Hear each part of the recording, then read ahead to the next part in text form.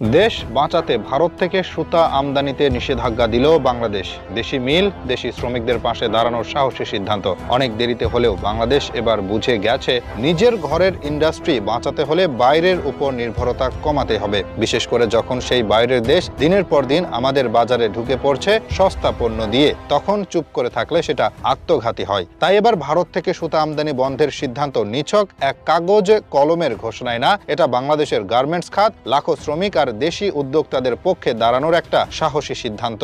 অনেক বছর ধরে ভারতীয় সুতা অল্প দামে আমাদের বাজারে ঢুকেছে, এতটাই সস্তায় যেটা দিয়ে আমাদের নিজের কারখানা চালানোই সম্ভব হতো না। লোকসান গুনতে গুনতে অনেক মিল বন্ধ হয়ে গেছে, হাজার হাজার শ্রমিক বেকার হয়ে রাস্তায় নেমেছে, অথচ তখন কেউ গায়ে মাখেনি। আগের সরকারগুলো শুধু হাত গুটিয়ে বসে থেকেছে, কারণ তারা ভাবত প্রতিবেশীর কথা বলা মানেই বন্ধুত্ব, আর বাস্তবতা নিয়ে ভাবা মানে ঝুঁকি নেওয়া। কিন্তু এবার সেই ভাবনার জায়গায় পরিবর্তন এসেছে।